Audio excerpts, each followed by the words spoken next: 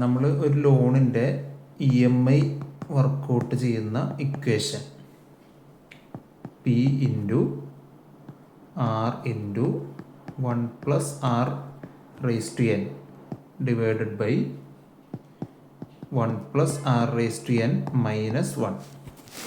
ഇതിൽ P എന്ന് പറഞ്ഞാൽ പ്രിൻസിപ്പൽ എമൗണ്ട്. ദാറ്റ് മീൻസ് നമ്മുടെ കേസിൽ പറയുകയാണെങ്കിൽ ലോൺ എമൗണ്ട് 1.5 ലക്ഷം രൂപ. R എന്ന് പറഞ്ഞാൽ നമ്മുടെ ഇൻട്രസ്റ്റ് റേറ്റ്, അതിനെ പേഴ്സൻറ്റേജിൽ പറയുക, ഡിവൈഡഡ് ബൈ 12 മന്ത്സ്. ഈ 12 മന്ത്സ് പറയാൻ കാരണം എന്താണെന്ന് വെച്ചാൽ ഒരു വർഷത്തേക്കാണ് എപ്പോഴും ഇൻട്രസ്റ്റ് റേറ്റ് പറയുക. ഇപ്പോൾ ഗിവൺ കേസിൽ 12% ഡിവൈഡഡ് ബൈ 12. ദാറ്റ് മീൻസ് 12% നമ്മൾ എങ്ങനെ എഴുതുക? 0.12 ഡിവൈഡഡ് ബൈ 12.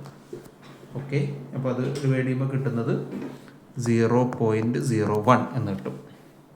പിന്നെ n കൊണ്ട് ഉദ്ദേശിക്കുന്നത് ടെന്യൂർ, അതായത് എത്ര മാസമാണെന്നുള്ളത്. നമ്മുടെ ലോണിൻ്റെ ടെന്യൂർ എന്ന് പറയുന്നത് 18 മാസമാണ്.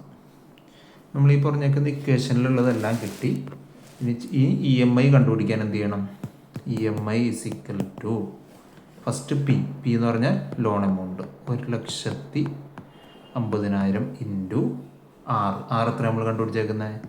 0.01 into 1 + R raise to n എന്ന് പറഞ്ഞാൽ 1 + R എന്ന് പറഞ്ഞാൽ 0.01. അപ്പോൾ 1.01 റേസ് ടു 18.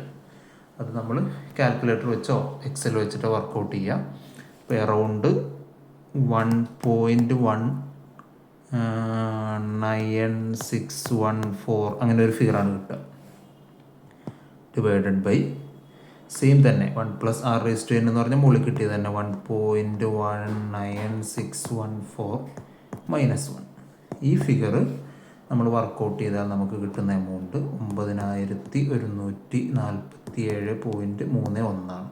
ഓക്കെ, ഇതായിരിക്കും 1.5 ലക്ഷം രൂപ ലോൺ എടുത്ത് 12% 18 മാസത്തേക്കുള്ള ലോണിൻ്റെ EMI എമൗണ്ട്. ഓക്കെ.